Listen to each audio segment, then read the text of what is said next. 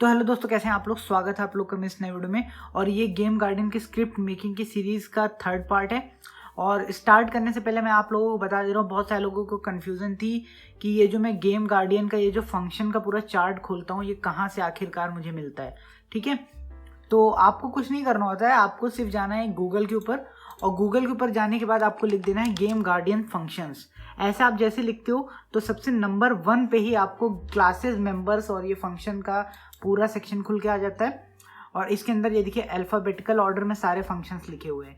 ए से जो भी शुरू होता है ए में है, और बी सी डी जितने भी फंक्शंस इसके अंदर एग्जिस्ट करते हैं सब मिल जाएगा। आपको कैसे खोलना है, लाइक मुझे बाइट्स को खोलना है तो मैं जी के ऊपर से टैप कर दूंगा, और बाइट्स को कैसे यूज़ करना है, उसके एग्जाम्पल्स, उसके पैरामीटर, उसके रिटर्न सब आ जाएंगे। ठीक है, बस आपके अंदर इतनी समझ होनी चाहिए कि आप इनका यूज़ कर पाओ खुद से और इनको समझ पाओ। क्योंकि गेम गार्डियन को गेम हैकिंग के लिए तो बहुत लोग यूज़ करते हो, पर क्या ये रियल में जो इसका पोटेंशियल है वो आप लोग यूज़ कर पाते हो कि नहीं। मुझे तो नहीं लगता कि कोई इतना माइंड लगाता होगा। यहाँ पे लोग कॉपी पेस्टिंग करने के लिए ज़्यादा रहते हैं, माइंड लगाने से उनका लगता है कि माइंड घट रहा है, तो वो लोग नहीं लगाते हैं। तो छोड़िए वो सब। तो आज की वीडियो में हम लोग जानने वाले हैं 3 फंक्शंस के बारे में। सबसे पहला हमारा है gg.prompt, और दूसरा हमारा फंक्शन होगा gg.clearResult, तीसरा हमारा फंक्शन होगा gg.searchNumbers। अब आप लोग सोचोगे कि ये तीनों फंक्शंस कैसे काम करते हैं, क्या काम करते हैं।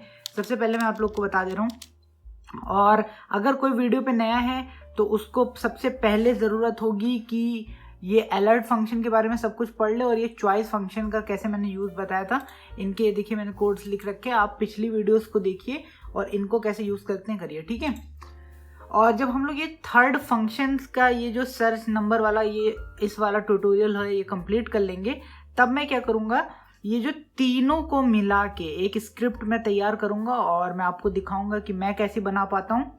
और फिर मैं चाहूँगा कि आप लोग भी उस टाइप की स्क्रिप्ट बनाएं और मुझे कमेंट में बताएं कि आपने बनाया है, और टेलीग्राम पे उस स्क्रिप्ट को शेयर करें ताकि हम लोग भी देख सकें कि आप कितना क्रिएटिव सोचते हो इस फील्ड में। ठीक है, आइए शुरू करते हैं।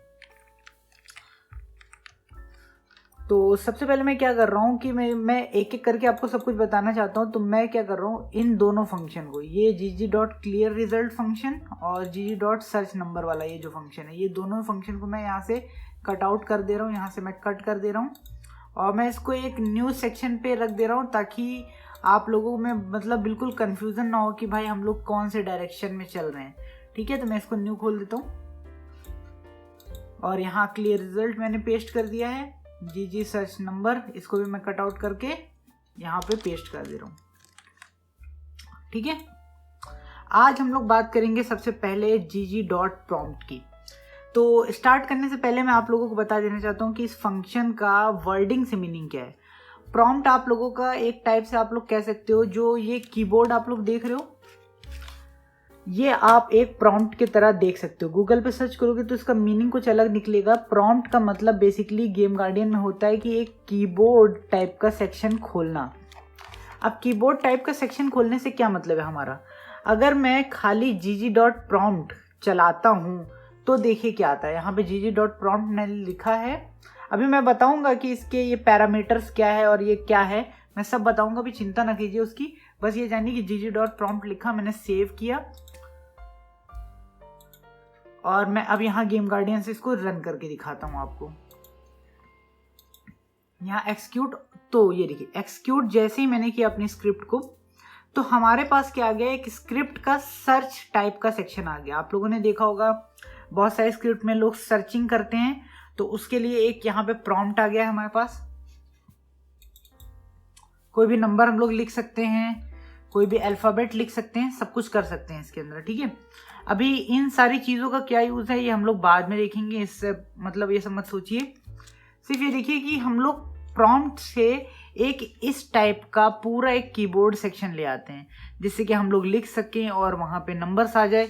पर आप लोग ये सोचोगे कि क्या हम लोग लिखने के बाद ओके जैसे दबाते हैं तो क्या ये नंबर सर्च होगा या नहीं होगा, आप गेस करो। चलो मैं ओके दबाता हूँ, और देखिए ओके दबाते ही यहाँ पे क्या रिजल्ट आया। आप ये पीछे के रिजल्ट्स के ऊपर ना जाइएगा, ये पिछले पुराने सर्च के रिजल्ट हैं, इनसे आपका कोई ताल्लुक नहीं है। ठीक है, तो अब इसको हम लोग कट आउट कर लेते हैं, और अब हम लोग सही से और बारीकी से समझते हैं कि प्रॉम्प्ट को कैसे यूज़ करना है।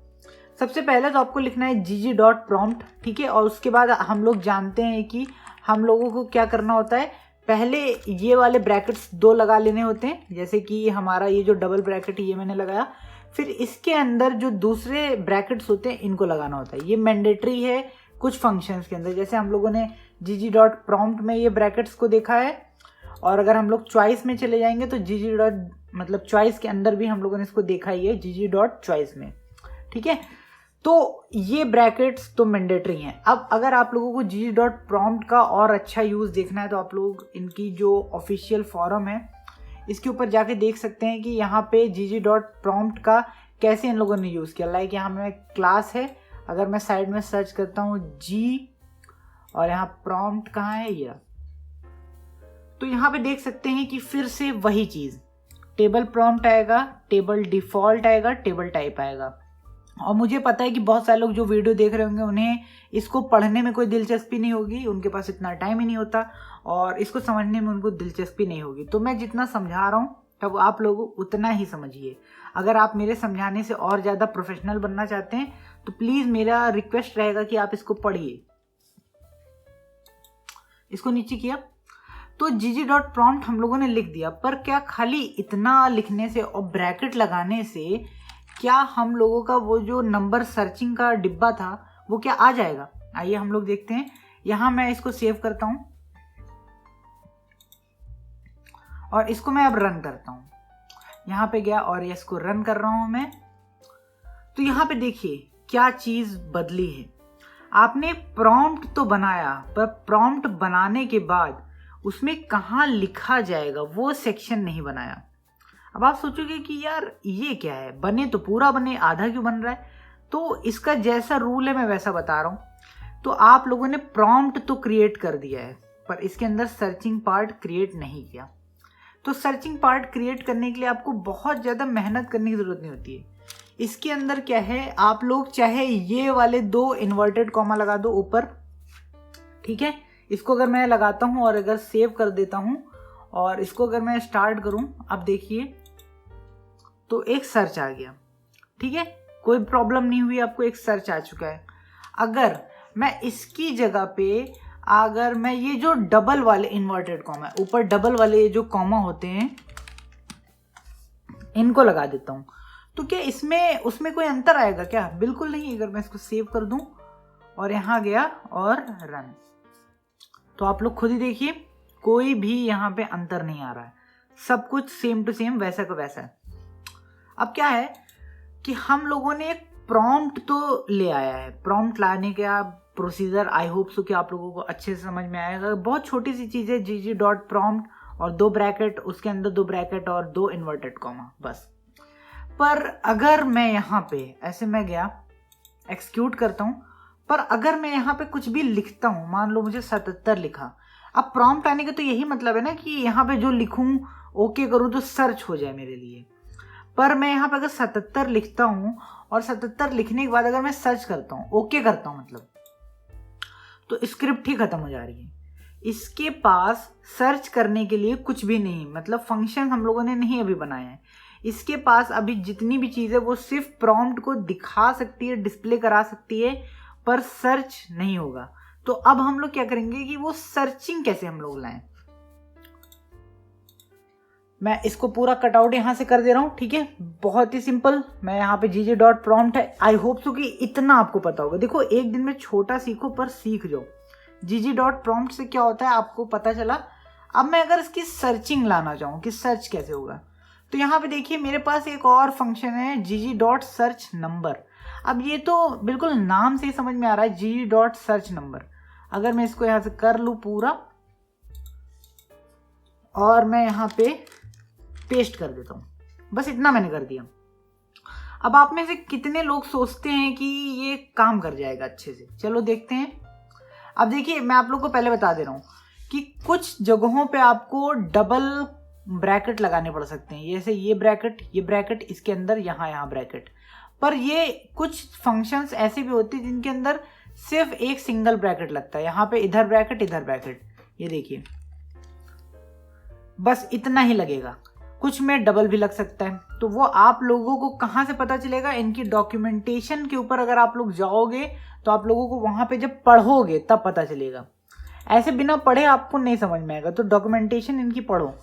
तो और मैं इन फ्यूचर ये क्यों कैसे मतलब डबल ब्रैकेट क्यों लगता है और वो 4 ब्रैकेट क्यों लग जाते हैं, ऐसा क्यों होता है, मैं ये भी बताऊंगा बट फ्यूचर। ठीक है, आइए हम लोग इसका यूज देखते हैं। सबसे पहले हम लोगों ने जीजी सर्च नंबर लिख दिया, तो अब क्या होगा कि आप लोगों को क्या लगता है, पहले मुझे बताइए कि क्या लगता है कि अभी ये प्रॉम्प्ट आएगा, फिर वहां नंबर लिखूंगा और क्या सर्च हो जाएगा? आइए देख लेते हैं हम लोग।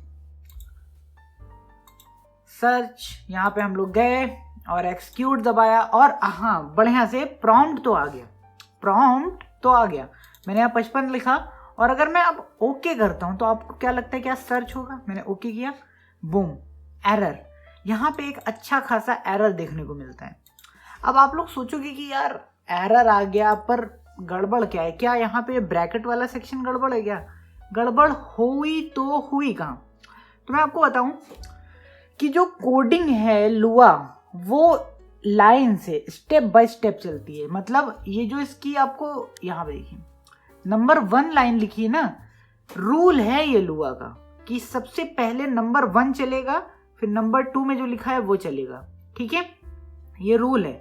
तो अगर मैं उस रूल के हिसाब से चलूं तो नंबर 1 तो सही से चल गया, gg.prompt तो सही से चल गया, पर ये जो नंबर 2 है यहाँ पे प्रॉब्लम क्या हुई? तो देखिए अपना लॉजिक समझिएगा कि ये तो प्रॉम्प्ट को बनाने के लिए इतना ही कोड है, पर नंबर को सर्च क्या करना है ये कैसे हम मतलब प्रोग्राम को कैसे बताएंगे? उसको कुछ कनेक्शन देना पड़ेगा कि अगर प्रॉम्प्ट में कोई नंबर लिखा जाए तो मुझे सर्च करना है। अभी इसको ये नहीं पता कि प्रॉम्प्ट में नंबर लिखा जाएगा, अभी हमें इसका कनेक्शन बिल्डअप करना है प्रॉम्प्ट से। अब आप सोचोगे यार कनेक्शन कैसे बिल्डअप करेंगे? तो बहुत आसान है, सिंपल से आपको क्या करना है, ये जो ब्रैकेट है ना इसके अंदर आपको कनेक्शन जिससे कराना है उसका नाम लिखना है। बहुत सिंपल। आप लोग सोचोगे वाओ बहुत इजी है, मैं क्या करूंगा? मतलब आप सोचोगे कि मुझे gg.prompt से तो कनेक्शन कराना है, तो gg.prompt ही क्यों ना लिख दूं मैं यहाँ पे gg.prompt। और अगर आप लोग और थोड़ा सा दिमाग लगाओ तो लिखोगे ये ब्रैकेट और इसके अंदर ये ब्रैकेट, और मैं इसके अंदर अगर ऐसे कॉमा लगा दूं, सब कुछ सेम, ऊपर वाला इसके अंदर डाल दिया, भाई कनेक्शन तो बन गया। चलो अच्छा इसको सेव करूं, सेव भी हो गया और सर्च करते हैं और चला के देखते हैं। प्रॉम्प्ट तो चला, क्यों चला आपको पता है? क्योंकि लाइन 1 परफेक्ट है हमारी, लाइन 1 में गड़बड़ी नहीं है।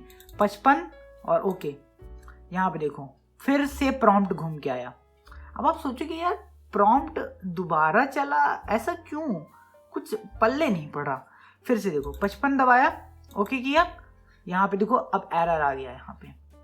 अब आप लोग को एक चीज मैं बताऊं कि ये जो दोबारा चला ये चीज थोड़ा सा कंफ्यूजिंग है। अगर मैं दोबारा से दिखाता हूँ, फिर से मैं रन किया, एक्सक्यूट 55, सर्च किया, देखो फिर से प्रॉम्प्ट आ रहा है 55, फिर से मैंने सर्च किया। अब यहाँ पे आप सोचोगे कि ये 2 बार आ रहा है उसके बाद एरर आ रहा है, मैंने कुछ गड़बड़ की। बिल्कुल गड़बड़ की। पहली चीज तो जो प्रोग्रामिंग का इसका रूल है वो रूल हम लोगों ने ब्रेक किया है। रूल क्या कहता है कि आप किसी भी फंक्शन को दूसरे फंक्शन के अंदर पास ऐसे नहीं करा सकते हो। उसको कराने के लिए फंक्शन को पहले आपको एक कंटेनर में डालना पड़ेगा। कंटेनर क्या है? कंटेनर कुछ भी हो सकता है, जैसे कि आपको पिछली इन सारी वीडियोस में मैंने बताया था। ये देखिए gg.choice को अगर हमें कहीं कनेक्ट कराना तो उसको मैं एक वेरिएबल में डालता हूँ, तो समझ रहे हो आप लोग? उसको मैं एक वेरिएबल में डालता हूँ तब कनेक्ट कराता हूँ। यहाँ मैंने ऐसा कुछ किया नहीं, यहाँ पे मैं डायरेक्ट कनेक्ट करा रहा हूँ, ऐसा नहीं होता। यहाँ पे मैं लिखता हूँ हमजा इक्वल टू, इसका मतलब आप लोगों को मैं पहले ही 2 बार समझा चुका हूँ, अब नहीं समझाऊंगा।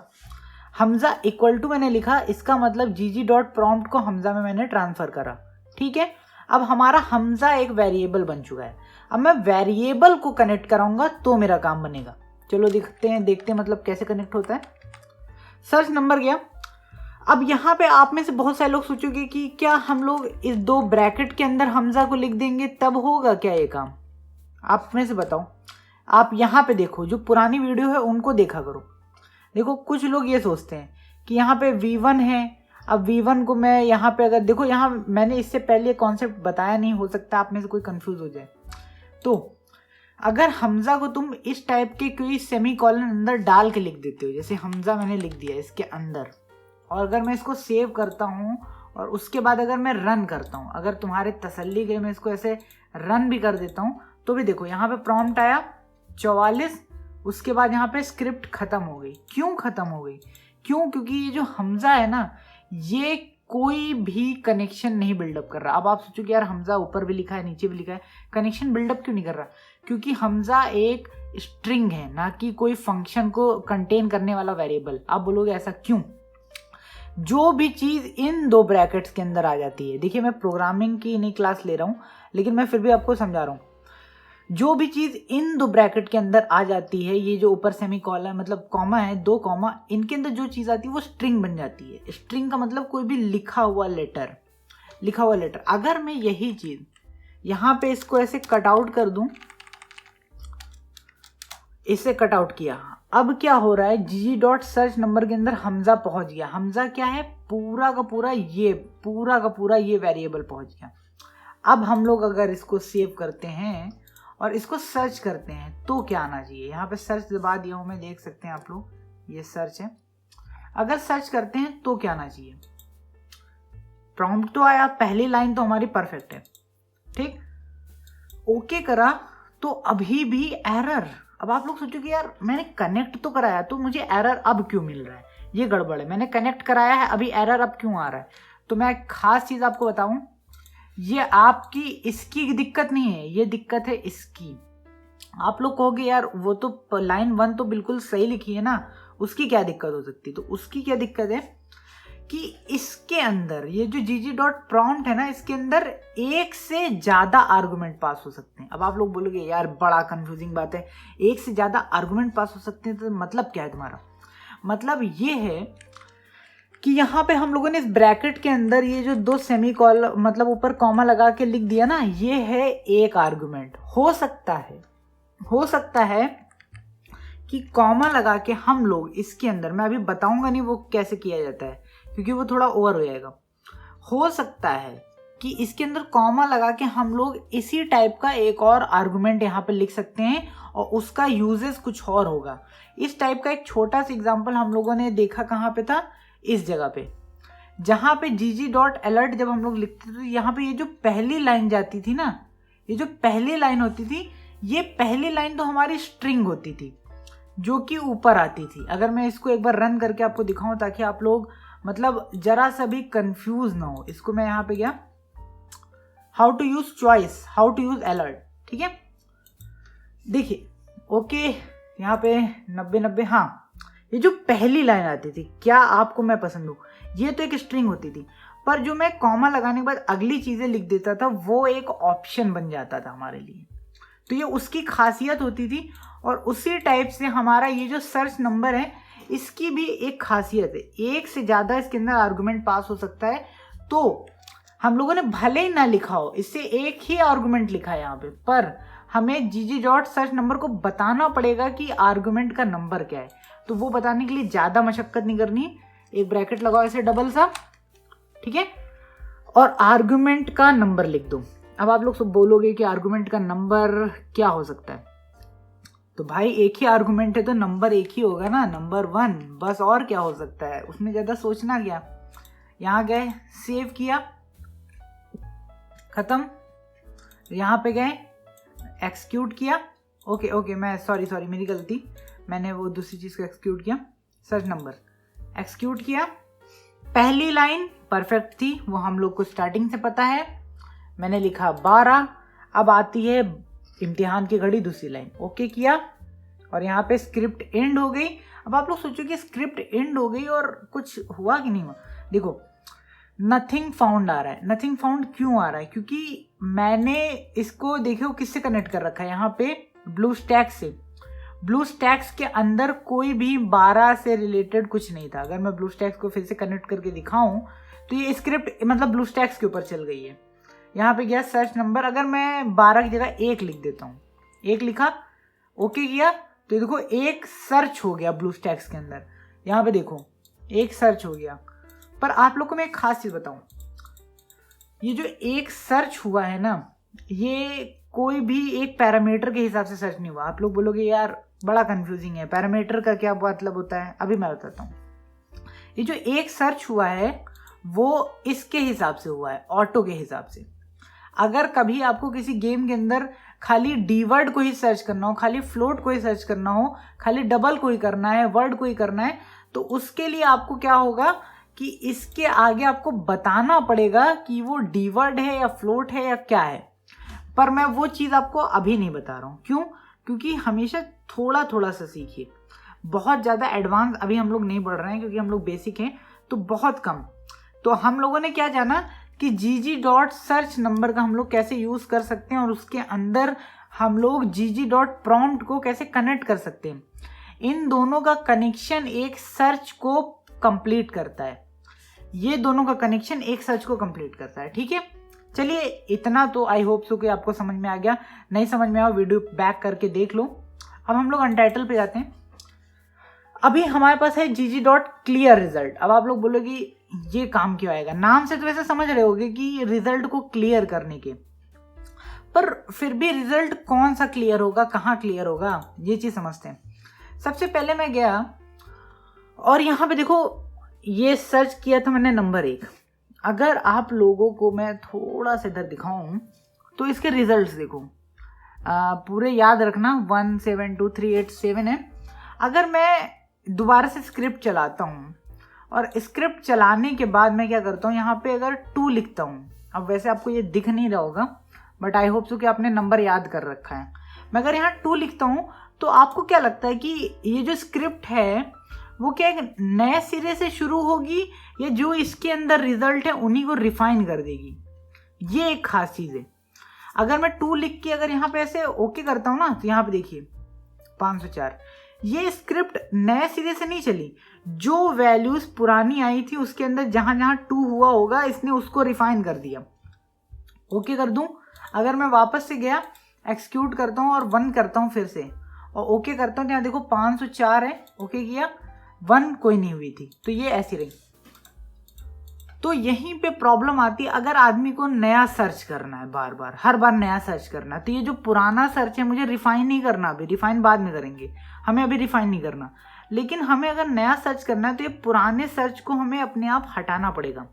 और स्क्रिप्ट हम लोग इसीलिए लिख रहे हैं कि सब ऑटोमेटिक हो, हम लोग नया सर्च के लिए आए और पुराना हटता जाए। तो उसके लिए आपको सिंपल से कुछ नहीं करना, बहुत आसान है। सिंपल से gg.clear रिजल्ट्स के ये जो पूरा फंक्शन है इसको ऐसे कर देना है कट, और इसको मैं यहाँ पे पेस्ट कर रहा हूँ। कहाँ करना है पेस्ट, ध्यान से समझो, यहाँ। तो आप लोग कहोगे कि ये जो क्लियर रिजल्ट है ये कहाँ पेस्ट करें। सबसे पहले मैं आपको इसको लास्ट लाइन में पेस्ट करके दिखाता हूँ कि क्या होगा। मैंने यहाँ पे किया क्लियर रिजल्ट, ठीक है। आप लोगों में से कुछ लोग हो सकता है कि ऐसे सोचें, सबसे पहले प्रॉम्प्ट खुला, पहली लाइन चली प्रॉम्प्ट खुल गया, दूसरी लाइन चली इसने सर्च नंबर किया, फिर जो तीसरी लाइन चलेगी वो क्या होगा, क्लियर रिजल्ट कर देगी। और दोबारा से जब हम लोग चलाएंगे तो फिर से पहली चलेगी, मतलब कि थर्ड लाइन पे लिखने पे वो खत्म, ठीक है। तो इसको हम लोग सेव करते हैं और देखते हैं, ये प्रैक्टिकल देखते हैं कि क्या ये होता है या नहीं। मैंने यहाँ गया एक्सिक्यूट और यहाँ पे लिखता हूँ 4 और यहाँ पे ओके। तो यहाँ पे देख सकते हैं कि हमारा ये जो अजम्पशन था वो बिल्कुल सही। ओके किया, एक दो बार और क्लियर कर लेते हैं, 1 और यहाँ स्क्रिप्ट एंड 1 भी नहीं है। तो चलिए एक बार और हम लोग इसको सर्च कर लेते हैं, एक्सिक्यूट और 0 और यहाँ पे ओके करते हैं। तो अभी भी क्यों नहीं मिल रहा है, क्या ये अजम्पशन तो यार सही होना चाहिए।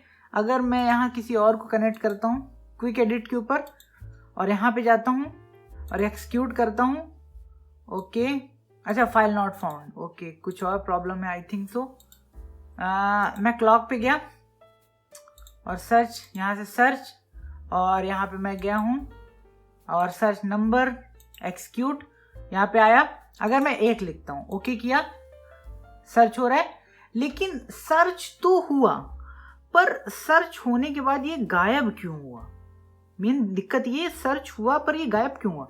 गायब इसलिए हुआ, देखो सबसे पहले प्रॉम्प्ट खुला, नंबर 2 पे हम लोगों ने वैल्यू डाली, यहाँ पे नंबर 2 पे वैल्यू डाली और नंबर 2 पे ही वैल्यू डाल के ओके किया, सर्च हुआ। अभी ये तीसरी लाइन पे आया नहीं है, नंबर 2 पे जैसे वैल्यू डाली सर्च हुआ, हमको दिखने से पहले सर्च हुआ और दिखने से पहले ही थर्ड लाइन चल गई और उसको खत्म कर गई। अब समझे आप लोग क्या हुआ? नंबर 2 पे आया तो सही पर थर्ड लाइन जैसे चली उसे खत्म कर गई। अब इसमें आप लोग अपना दिमाग लगा सकते हैं कि एक एक लाइन जब चल रही है तो एक एक लाइन का मैंने मतलब बताया है वो क्या काम कर रहा है, ठीक है? ये आप पे छोड़ते हैं। अब मैं क्या करूँगा, अब आप लोग सोचोगे कि इसको फिर मैं लगाऊँ कहाँ? क्या मैं इसको सबसे ऊपर लगा दूँ क्या? लेकिन सबसे ऊपर लगाने का क्या ड्रॉबैक होगा आइए देखते हैं, या फिर क्या फ़ायदा, क्या कुछ फ़ायदा मिलता है इसको सबसे ऊपर लगाने से? कट किया और मैं यहाँ पेस्ट कर रहा हूँ, ठीक है? अब स्टार्टिंग कहाँ से होगी? क्लियर रिजल्ट, जो भी पुराना है वो क्लियर होगा, फिर हमारा नया प्रॉम्प्ट होगा, फिर हमारी सर्चिंग होगी, ठीक है? अब सुनने में तो बढ़िया लगता है पर हम लोग देखते हैं कि क्या सच में ये होता है या नहीं। यहाँ पे गए, सर्च, एक्सिक्यूट, प्रॉम्प्ट खुला, मतलब सबसे पहले पुराना क्लियर हो गया, प्रॉम्प्ट खुला। अब हम लोग 44 लिखते हैं, देखते हैं सर्च रिजल्ट दिखता है कि नहीं। 44 ओके, सर्च रिजल्ट भी दिखा, ओके किया। अब अगर मैं इसमें कुछ नया सर्च करना चाहूँ, लाइक मुझे एक सर्च करना है, यहाँ पे एक किया तो एक दिखा, ओके किया। फिर से मैं जैसे ही नया एक्सिक्यूट करता हूँ फिर से अपनी स्क्रिप्ट, तो ये पूरा गायब। क्यों? क्योंकि पहला कमांड था हटा दो सब कुछ। फिर से एक किया, नया सर्च। अब ये अच्छा तो है पर एक और हम लोग एक छोटा सा और देख ले एक्सपेरिमेंट कि अगर मैं इसको कट करूं और यहां पेस्ट कर दूं तो क्या होगा? सबसे पहले तो प्रॉम्प्ट खुला। अब क्या होगा कि जो पिछला रिजल्ट था वो क्लियर किया जाएगा, ठीक है? उसके बाद नया सर्चिंग। तो इसमें और वो जो पहला वाला था उसमें क्या डिफरेंस होगा ये आप बताना मुझे, मैं नहीं बता रहा, आप बताना। सेव किया और इसको मैं करता हूँ यहाँ से स्टार्ट, एक्सिक्यूट, 4 दबाया, ओके, सर्च हो गया, ओके दबाया मैंने, देखते रहो यहाँ क्या हुआ। फिर से गया, मैं स्क्रिप्ट को एक्सिक्यूट करता हूँ, देखो एक्सिक्यूट मैंने कर दी स्क्रिप्ट, लेकिन एक्सिक्यूट करने के बावजूद भी अभी भी पिछले रिजल्ट्स मुझे देखने को मिल रहे हैं। आप लोगों को थोड़ा सा मैं दिखाता हूँ, देखो पीछे ब्लू कलर मतलब बैगनी कलर से दिख रहे हैं ना, इसका मतलब है कि अब जब मैं लिखूंगा तब वो सफाई करेगा, उसके बाद आगे बढ़ेगा। 4 सफाई हुई, नया आया, ठीक है? आई होप सो कि आपको ये एक्सप्लेनेशन समझ में आई होगी। मेन आपको कुछ नहीं समझना होता है, मेन समझना है कि प्रोग्राम ये जो नंबर है ना ये नंबर वाइज चलता है। आप कभी स्क्रिप्ट कहीं से पढ़ना तो उसमें ज़्यादा कुछ मतलब मेहनत का काम नहीं है, बस इतना समझो कि लाइन से स्क्रिप्ट चल रही, लाइन नंबर 1 पहले लगी, 2 लगी, 3 लगी। और ध्यान रखना कि ये जो पैरामीटर्स के अंदर चीज़ होती है यही कंफ्यूज करती, क्योंकि आप लोगों ने कभी इनको पढ़ा नहीं होगा। तो बस इतनी सी कंफ्यूजन है, बाकी कुछ नहीं है। कंप्यूटर का एक ही फंडा है, एक आप पहला काम दोगे, मैं पहले करूँगा, दूसरा काम दूसरे पे, तीसरा काम तीसरे पे, ठीक है? आई होप सो कि आपको ये वीडियो मेरी पसंद आई होगी, वीडियो का समझाने का तरीका पसंद आया होगा। अगर आपको पसंद आया हो चैनल को लाइक, सब्सक्राइब, शेयर कर लीजिएगा। तो हम लोग मिलते हैं अपनी अगली कमाल की वीडियो में।